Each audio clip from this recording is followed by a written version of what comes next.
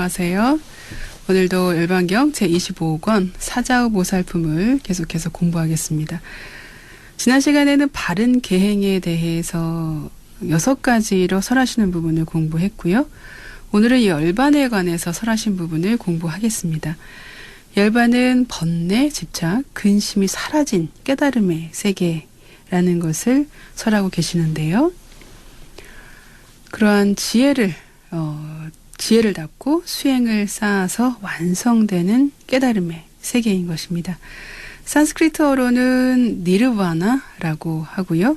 생사의 번뇌로부터 떠나 있기 때문에 지극히 고요하고 청정하고 안락한 곳으로 그렇게 표현을 하고 있습니다. 대열반경 사자보살품에서는요, 이 대열반에 들어가는 원인과 대열반의 결과에 대해서 논하는 법문이 나옵니다. 610페이지 아랫줄부터 나오는데요. 그 내용 한번 보도록 하겠습니다.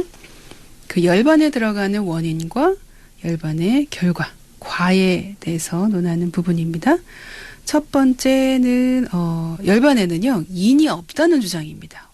열반에는 원인이 없다는 주장이죠. 보살이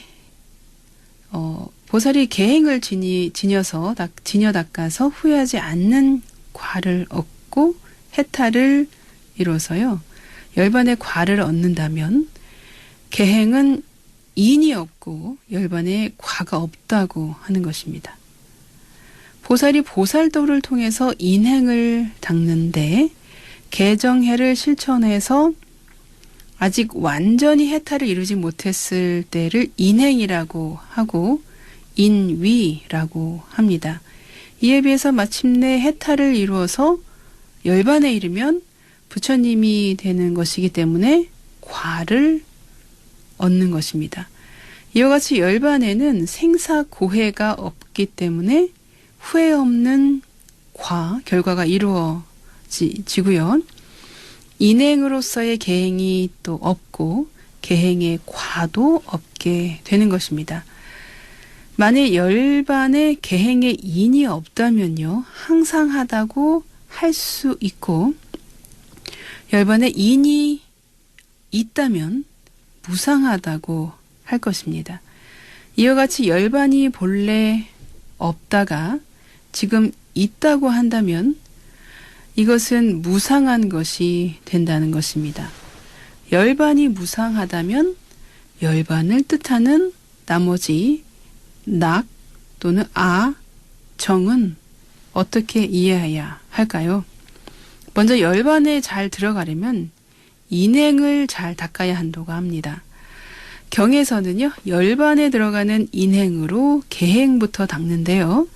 계행을 잘 닦는 데에도 원인이 있기 때문에 바른 법을 잘 들어야 한다고 합니다. 또 바른 법에도 원인이 있는데요. 선지식을 가까이 해야 한다는 것입니다. 선지식을 가까이 함에도 또 원인이 있다고 하는데요. 그것은 바로 신심이 있어야 한다는 것입니다. 신심에도 또 원인이 있는데요. 첫 번째는 법을 잘 들어야 되는 것이고요. 두 번째는 뜻을 잘 생각해야 한다고 합니다. 그리고 믿는 마음은 법문을 잘 듣는 것이 원인이고요. 법문을 잘 듣는 것은 올바로 믿는 마음을 원인으로 한다는 것입니다. 열반에 들어가는 개정해를 사막을 닦는 데 있어서 바른 계행은 법을 잘 듣는 데 있고요. 법을 잘 듣는 것은 선지식을 가까이 해야 하는 것이고, 선지식을 가까이 한다는 것은 바른 신심에서 나오는 것이고요.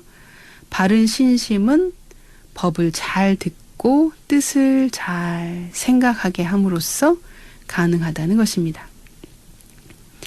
무엇 때문에 그러면 열반이라고 하는 걸까요? 열반은 더 이상 올라갈 수 없는 으뜸이 되는 최고의 결과, 그것을 가로놓고 상과라고 얘기를 해놨네요. 최고의 그런 결과이기 때문에요. 생사의 괴로움을 다 끊어버렸고요. 그리고 또 생사를 추월하는 번뇌를 다 깨트려서 더 이상 파할 것이 없기 때문에 과라고 한다고 합니다. 또 모든 번뇌에 의해서 가책을 받기 때문에 열반을 또 과라고 하고요. 번뇌를 허물의 허물이라고 이름을 또 하기도 하는데요. 이 열반은 생멸이라고 하는 것이 없기 때문에요. 생사의 업을 지음이 또 없게 되고요. 유위가 아니기 때문에 무위 때문이고 또 유의의 법이 아니면서 무의의 법이기 때문에요. 항상 변하지 않고 또 처소가 없고 처음과 나중이 없다고 합니다. 아직도 끊을 인연이 있다면 열반이라고 할 수 없는 것입니다. 열반할 때 반은 원인 인자를 써서 원인이란 말이고요. 열반이란 없다는 뜻으로 인이 없으므로 열반이라 한다는 것입니다. 네, 조금 말이 어려운데요. 잘 따라오셨는지 모르겠습니다. 열반은 더 이상 올라갈 수 없는 최고의 과이라고 말씀을 하시면서요. 생사의 괴로움을 다 끊었고 생사를 초래하는 번뇌를 다 깨트려서 파할 것이 없고요.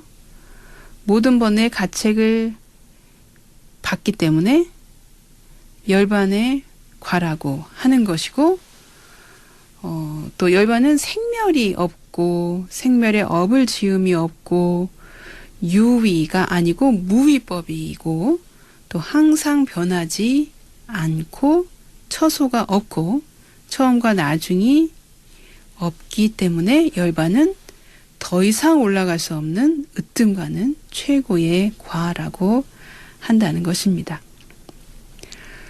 경전에서는 총체적으로 6가지의 뜻이 육의인데요. 6가지 뜻이 없으므로 열반이라고 한다고 또 말씀을 하고 계십니다.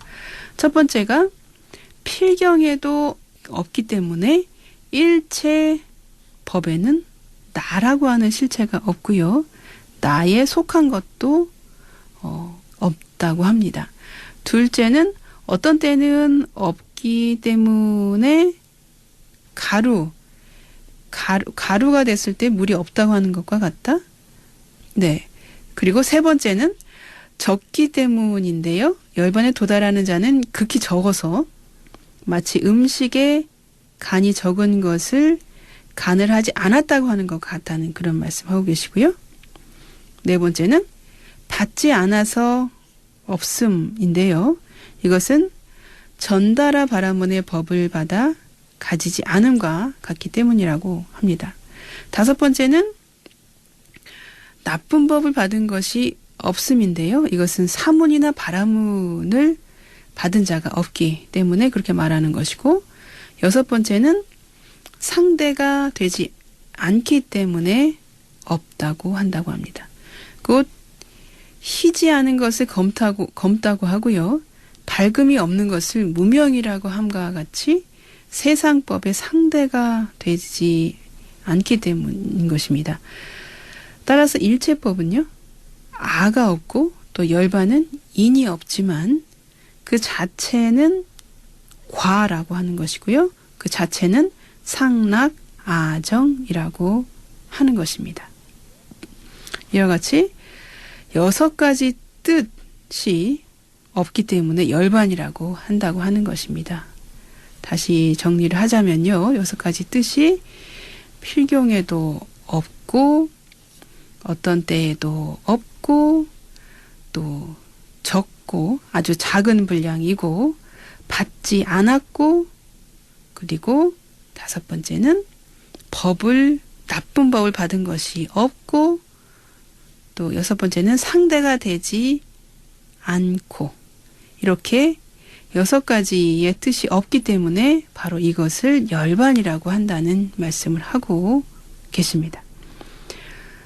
두 번째가 다음으로는 열반에 인이 있다는 주장입니다. 여기 앞에서는 열반에는 인이 없다는 주장으로 계속 이렇게 주장을 하시면서 쭉 법문을 쭉 설하고 계셨는데요.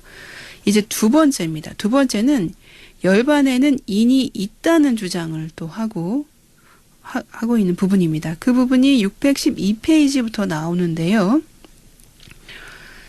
이 열반에 인이 있다는 주장은 아직 인이라고 원인이 있고요.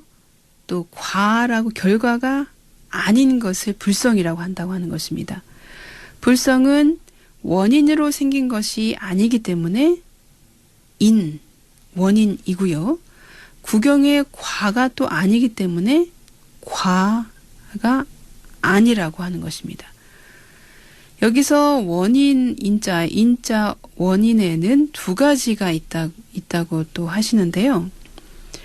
그 하나는 요인이고 다른 하나는 생인이라고 말씀하고 계십니다. 능히 법을 내는 것을 생인이라고 하는데요.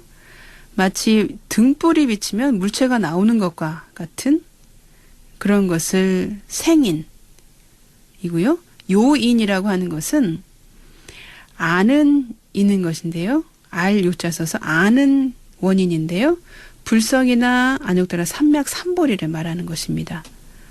또 생겨나는 그런 생인은 믿는 마음의 안욕따라 삼맥삼보리를 말하는 것이고요. 요인, 아는 원인은 팔정도 안욕따라 삼맥삼보리라고 그렇게 말씀하고 계십니다. 또 불성에는요.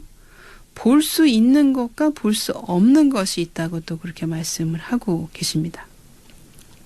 눈으로 볼 수 있는 것은 해탈을 이룬 세존의 모습으로요.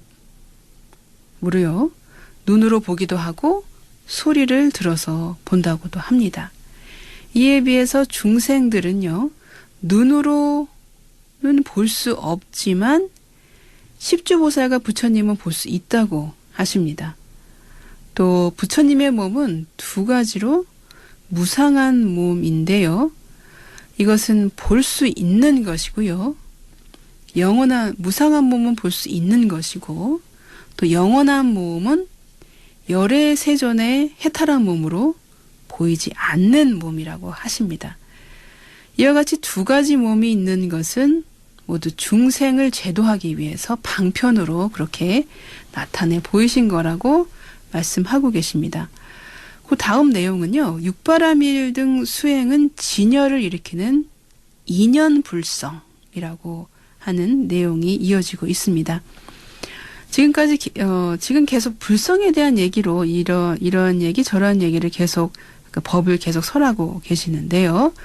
이 다음 부분은요. 육바라밀 등 수행은 진열을 일으키는 인연불성이라는 말씀하고 계십니다. 부처님의 성품을 불성이라고 하는 것인데요. 중생들은 이 불성을 누구나 가지고 있다고 합니다. 이것을 한자로 일체중생 시류불성이라고 합니다.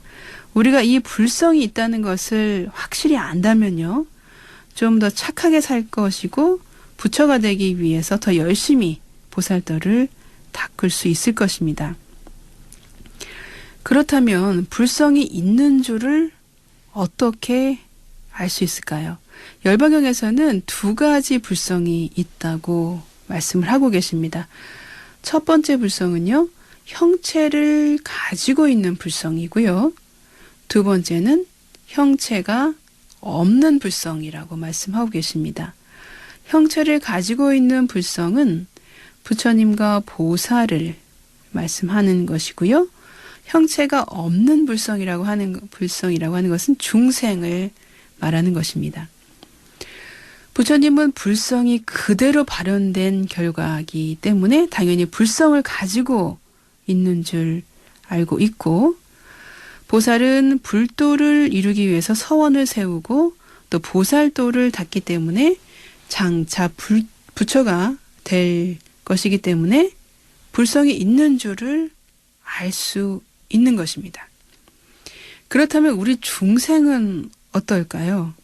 중생들은요, 감각에 의해서 파악되어야만 있다는 것을 확정하게 됩니다. 곧 불성이 있다는 것은 불성이라고 하는 어떤 형체가 눈으로 보여져야 되고 또 만져져야만 있다고 아는 것입니다. 그래서 보통 중생들이라면요, 불성의 형체가 보이지 않고 보살과 같이 장차 부처가 될지도 알 수 없다는 것입니다. 경전에서는요, 이런 중생의 불성은 들어서 볼 수 있다고 합니다. 중생들은요, 형체로 볼 수 없는 불성을 가지고 있어서 부처님의 가르침을 통하거나 선지식의 가르침을 통해서 알게 된다는 것입니다. 이와 같이 해서 중생들이 불성이 있다는 것을 알게 된다면 그러면 불성은 안에 있는 것일까요? 밖에 있는 것일까요? 경전에서는 안에도 있지 않고 밖에도 있지 않다고 하고 그렇다고 잃어버렸거나 또는 부서져 없어지는 것이 아니라고 하시고 반드시 중생들이 가지고는 있다고 말씀하고 계십니다. 중생에게 불성이 있는 것을 비유를 두셔서 말씀하고 계시는데요. 613페이지에 그 비유가 나옵니다. 그 비유도 제가 설명으로 드릴 테니까요.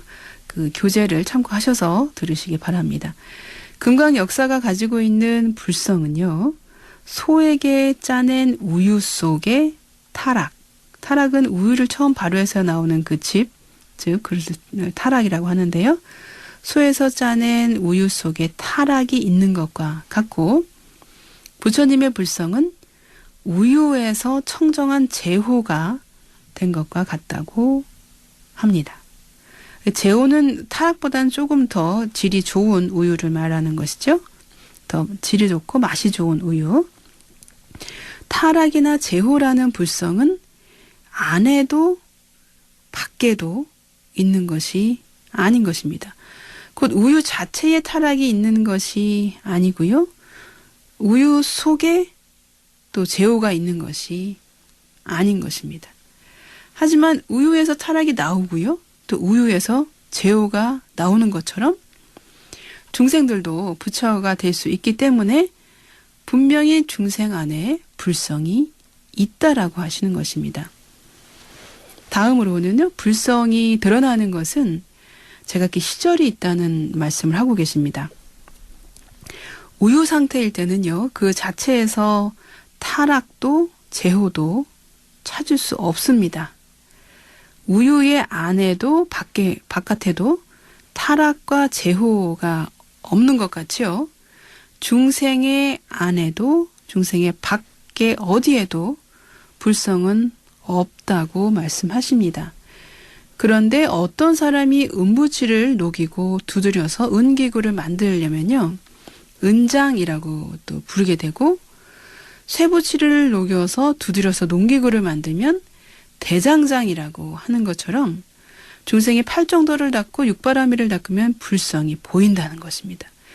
불성이 나타나는 것도 이와 같아서요. 정인과 연인이 있다고 말씀하고 계십니다. 바를 정자에 원인 인자 쓰고 또 그 연인은 인연 연자에다가 원인 인자를 쓰고 있습니다. 그래서 정인과 연인이 있다고 말씀하고 계십니다. 보통 정인은요.